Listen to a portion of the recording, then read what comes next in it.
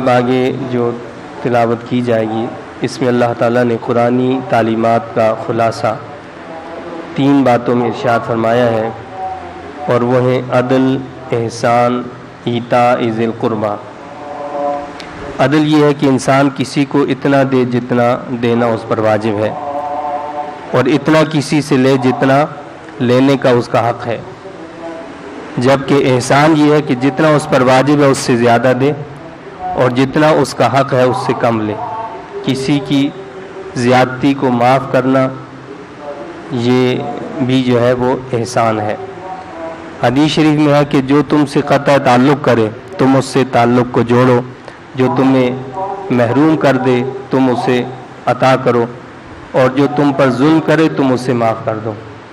تو یہ 3 چیزیں جو ہیں یہ تمام تعلیمات اسلامی کا خلاصہ ہیں، اور ان پر عمل نہ کرنے کی وجہ سے ساری دنیا کے اندر جھگڑے، فساد، لڑائیاں یہ ساری اسی لیے ہیں کہ ہم اس پر عمل نہیں کرتے۔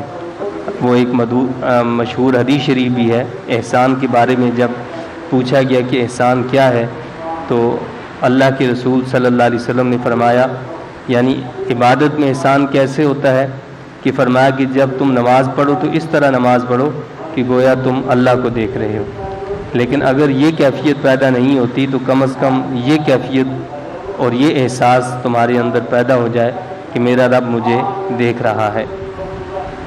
اس کے بعد جو بات آتی ہے ایتاء ذی القربیٰ کی، یعنی رشتہ داروں کو ان کا حق دینا، ان کی طرف سے ناخوشگوار سلوک پر بھی درگزر کیا جائے، یہ کیا ہے؟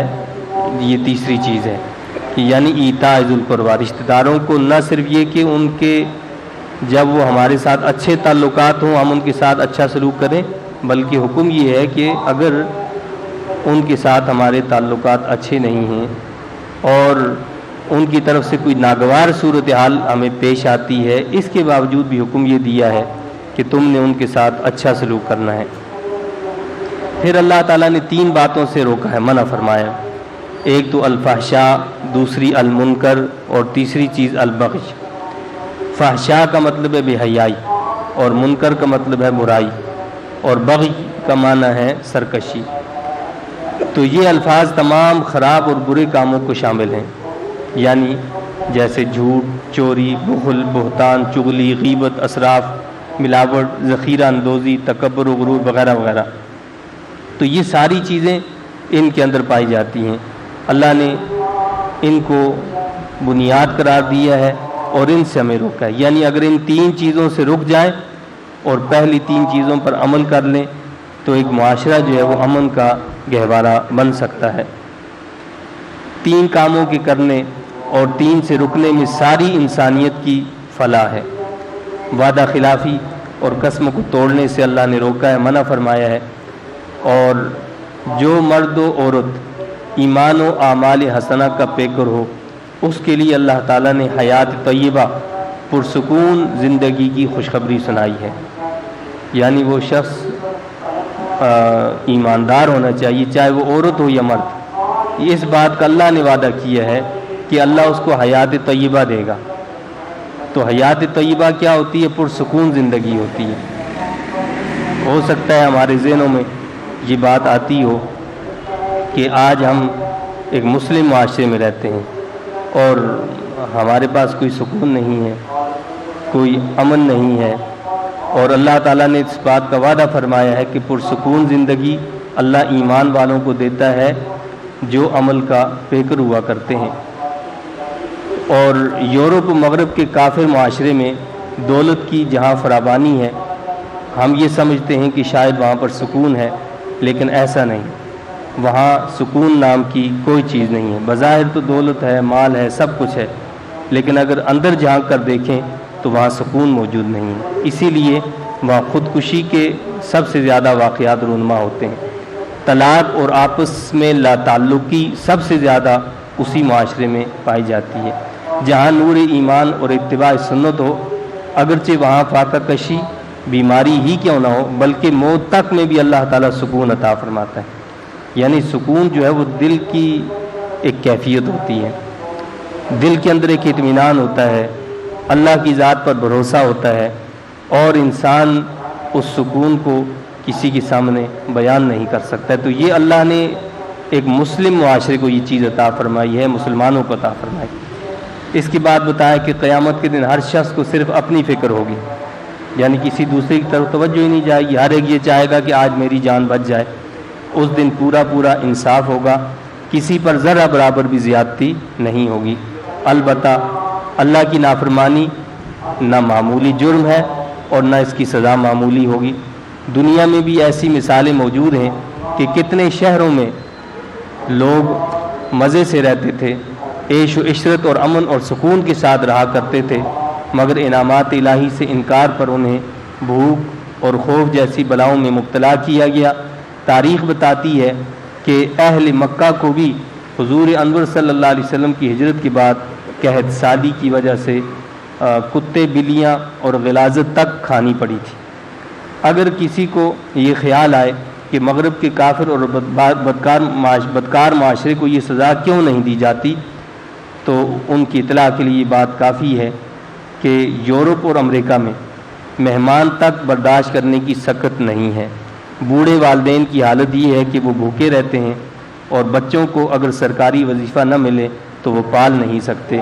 اس کے باوجود کہ اکثر لوگ دو نوکریاں کرتے ہیں اور دن رات بھاگ دوڑ میں مصروف رہتے ہیں، یہ ان کی معاشی حالت ہے۔ اور کافر معاشرے کی سب سے خطرناک اور لا علاج بیماری خوف ہے، اور وہ خوف کس چیز کا ہے؟ اس خوف کو انجانا خوف کہا گیا ہے، یعنی اس خوف کو وہ بھی نہیں جانتے کہ یہ کس چیز کا خوف ہے۔ خود ہم اپنے معاشرے میں دیکھ لیں کہ بدکار اگر کروڑ پتی بھی ہے تو مقروض ہوتا ہے اور خوف زدہ رہتا ہے۔ اگر ہمارا معاشرہ اللہ کی نافرمانی سے رک جائے تو یہ سارا مسئلہ خود بخود حل ہو جاتا ہے۔ تو اگر ہم دائیں بائیں آگے پیچھے ہم اپنے ماحول کو دیکھیں، اور اس وقت جو صورتحال ہے کہ کہیں ہم کہتے ہیں کہ جی نیب کی پکڑ دھکڑ ہے، کہیں کچھ ہے، تو یہ ساری چیزیں اللہ رب العزت ہمیں بتا رہا ہے کہ یہ سب خوف، یہ سب فکر، یہ سب بے اطمینانی کب پیدا ہوتی ہے؟ جب انسان اللہ کے راستے کو چھوڑ دیتا ہے، اللہ کی تعلیمات پر عمل کرنا چھوڑ دیتا ہے، تو وہ پھر بے سکونی کا شکار ہو جایا کرتا ہے۔ سیدنا ابراہیم خلیل اللہ علیہ السلام کا نمونہ پیش کیا، اور اللہ نے دعوت دی یہاں ان لوگوں کو جو سیدنا ابراہیم خلیل اللہ علیہ السلام کو اپنا پیشوا مانتے ہیں، اور ان کو آگاہ کیا ہے کہ سیدنا ابراہیم خلیل اللہ علیہ السلام اللہ کے اطاعت گزار بندے تھے، انعامات الہی کے شکر گزار تھے، اور وہ اللہ کے برگزیدہ اور چنے ہوئے بندے تھے۔ انہوں نے طاغوت سے ٹکر لی مگر اطاعت الہی کا دامن نہ چھوڑا۔ بیوی بچوں اور گھر بار کی محبت انہیں اللہ کی راہ میں ہجرت سے نہ روک سکی۔ وہ دنیا اور آخرت میں اللہ کے پسندیدہ اور نیک بندوں میں سے ہیں۔ تو ان کا کردار تو یہ تھا کہ انہوں نے طاغوت کی نہیں مانی، انہوں نے بڑے بڑے حکمرانوں سے ٹکر لے لی، لیکن اللہ کے حکم کی تعمیل کو نہیں چھوڑا۔ تو فرمایا کہ تم اس بات کا جب دعویٰ کرتے ہو، یہود و نصارہ بھی اس بات کا دعویٰ کرتے تھے، مشرکین بھی یہ دعویٰ کرتے تھے کہ ابراہیم خلیل اللہ علیہ السلام ہمارے پیشوا ہیں، تو فرمایا کہ ان کا کردار تو یہ ہے، تمہارا کردار تو کچھ اور ہے، تم تو ہر چیز کو اپنا معبود بنائے پھر رہے ہو۔ اور سیدنا ابراہیم خلیل اللہ علیہ السلام نے تو ان تمام معبودوں کو توڑ ڈالا تھا اور ان کی نفی فرمائی تھی۔ تو اگر سچے ابراہیمی بننا چاہتے ہو تو پھر تمہیں ابراہیم خلیل اللہ علیہ السلام والا کردار ادا کرنا ہوگا۔ اللہ تعالیٰ نے آگے بتایا کہ دعوت و تبلیغ کا فریضہ جب سر انجام دو تو اس میں بھی حکمت کا دامن نہ چھوڑو۔ دو باتیں دعوت کی جان قرار پاتی ہیں، یعنی حکمت، ضرورت، یعنی موقع اور حالات کا تقاضا دیکھ کر بات کی جائے کہ کیسی بات ہونی چاہیے، اور دوسری چیز ان کی عملی استعداد کیا ہے، یعنی سننے والے کس بات کو سمجھ سکتے ہیں اس بات کو ان کے سامنے رکھنا چاہیے۔ اس کے بعد 15واں سپارہ شروع ہوتا ہے سورہ بنی اسرائیل میں۔ ابتدا میں اللہ تعالیٰ نے واقعہ معراج کو بیان کیا ہے۔ اللہ تعالیٰ نے اپنے بندہ خاص حضرت محمد مصطفیٰ صلی اللہ علیہ وسلم کو رات کے مختصر سے حصے میں جسم اور روح کے ساتھ مسجد حرام سے مسجد اقصیٰ تک اور پھر وہاں سے آسمانوں سدرۃ المنتہا اور مقام دنا فتدلی تک سیر کروائی. اور پہلے ہی اللہ نے فرما دیا کہ سبحان الذی اسرا، پاک ہے وہ ذات جس نے سیر کروائی. یعنی آپ خود نہیں گئے، آپ کو تو سیر کروائی گئی ہے. تو اللہ کی ذات ہر عیب سے پاک ہے. جو کام بندے نہیں کر سکتے اللہ ان کاموں پر قدرت رکھتا ہے. وہ ایک مخصوص وقت میں ایک چھوٹے سے لمحے میں بہت کچھ کر سکتا ہے. وہ چیزیں جن کا اس دور میں تصور نہیں کیا جا سکتا، اور آج کے ہمارے سائنسی دور کے اندر وہ چیزیں عملی طور پر مادی طور پر بھی ہمیں نظر آ رہی ہیں. رب کائنات نے اپنے حبیب علیہ الصلوۃ والسلام کو رات کے مختصر سے وقت میں اتنی طویل سیر کروائی اور اتنا بڑا معجزہ اپنے حبیب علیہ الصلوۃ والسلام کو عطا فرمایا کہ جو کسی اور کو اللہ نے نہیں عطا فرمایا. یہ آپ صلی اللہ علیہ وسلم کا وہ معجزہ ہے کہ جو اس کا انکار کرے وہ زندیق اور ملحد ہے. پھر بنی اسرائیل کی مختلف ادوار زیر بحث لائے گئے ہیں کہ جب انہوں نے اللہ کی دعوت کو قبول کیا تو اس کے کیا اثرات مرتب ہوئے تھے، کس طرح اللہ نے ان کو اقتدار دیا، کس طرح ان کو اللہ نے مال دیا، کس طرح ان کو دولت سے نوازا، کس طرح اپنی نعمتوں سے نوازا. اور جب اس سے منہ پھیر لیا تو پھر کیا نتیجہ نکلا. یعنی اللہ سے اعراض کیا تو اس کے نتیجے میں کن مشکلات کا سامنا ہوا اور کس طرح ان کو جو ہے قتل و غارت گری کا سامنا کرنا پڑا. بتایا کہ انسان بڑا جلد باز ہوتا ہے، اسی لیے بعض اوقات خود اپنے خلاف برائی کی دعا ایسے مانگتا ہے جیسے بھلائی کی دعا مانگ رہا، حالانکہ وہ برائی کی دعا مانگ رہا ہوتا ہے.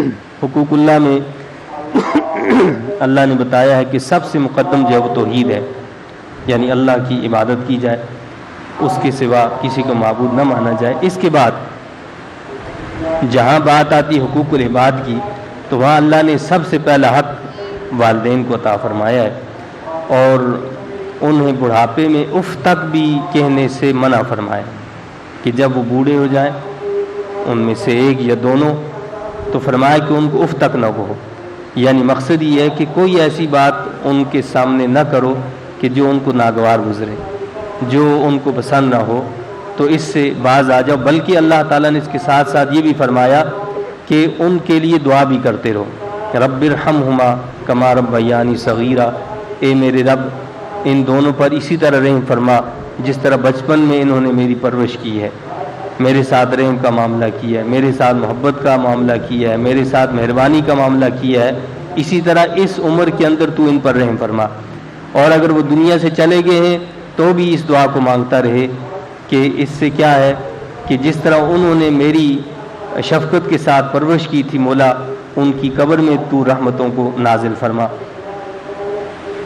پھر رشتہ داروں، غربا، مساکین کا حق اللہ نے بتایا ہے اور آگاہ کیا کہ انسان فراخی کی حالت میں فضول خرچی اور تکبر نہ کرے اور تنگی میں ناجائز طریقے اپنا کر نافرمان نہ بنے، بلکہ معاملات اور اخراجات کو اعتدال کی راہ پر رکھے.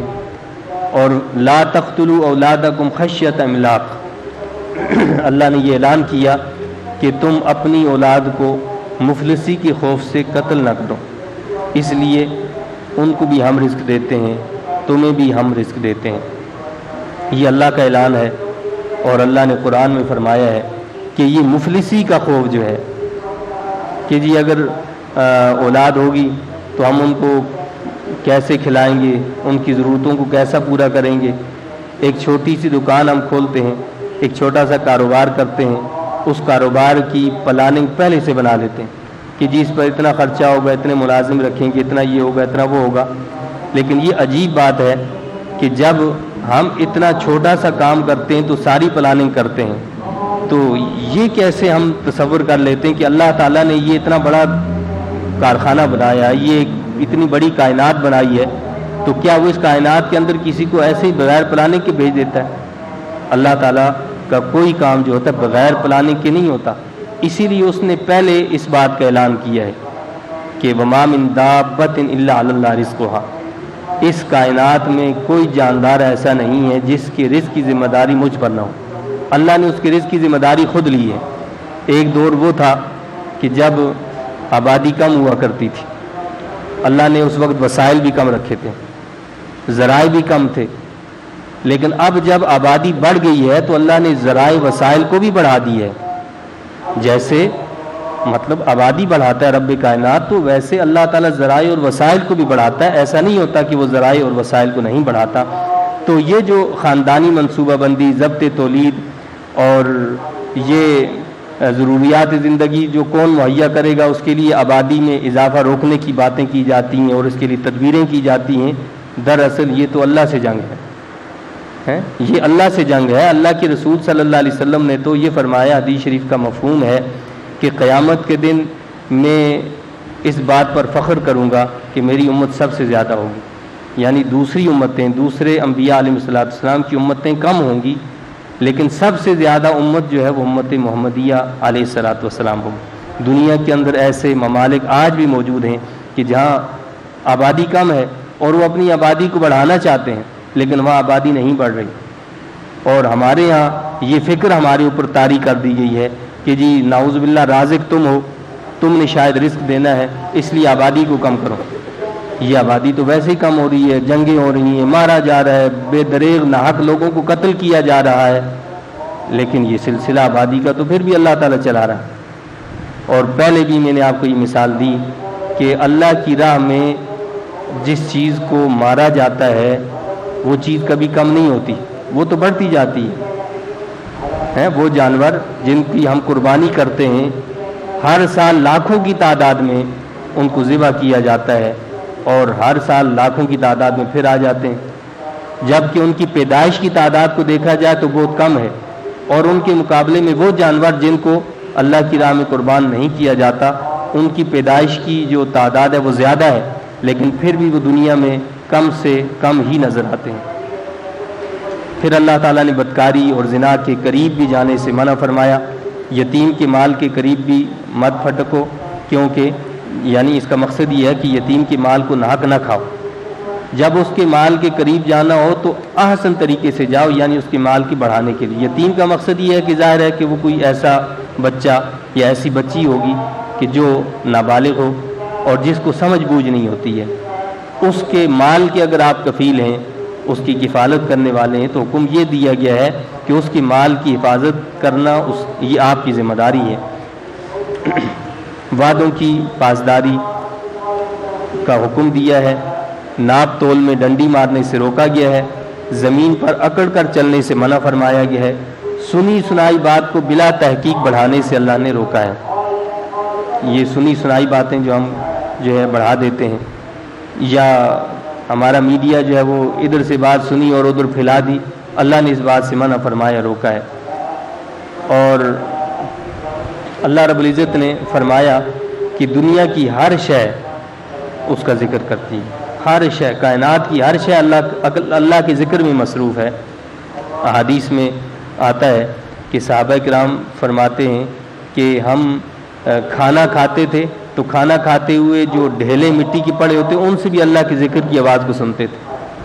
اور وہ مشہور واقعہ ہے کہ حضور نبی کریم صلی اللہ علیہ وسلم نے جب مسجد نبوی صلی اللہ علیہ وسلم میں جس تنے کے ساتھ آپ ٹیک لگایا کرتے تھے اس سے ٹیک لگانا چھوڑ دی، منبر بن گیا، آپ اس پر تشریف لے گئے تو وہ اس طرح رونے لگا تنا کہ جس طرح اونٹنی کا بچہ روتا ہے. حتیٰ کہ اللہ کے رسول صلی اللہ علیہ وسلم منبر سے نیچے اترے اور جا کر اس کو تسلی دی.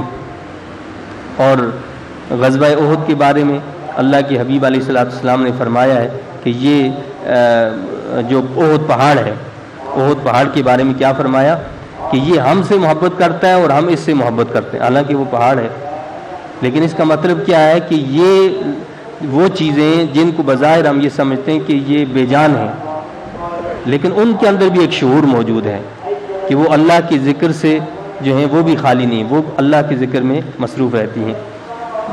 پسندیدہ بات کرنے کی اللہ نے تعلیم دی ہے، یعنی اپنی زبانوں سے کوئی ایسی بات نہ نکالو جو اللہ کے ہاں ناپسندیدہ ہو اور جس سے تمہاری آخرت خراب ہو جائے.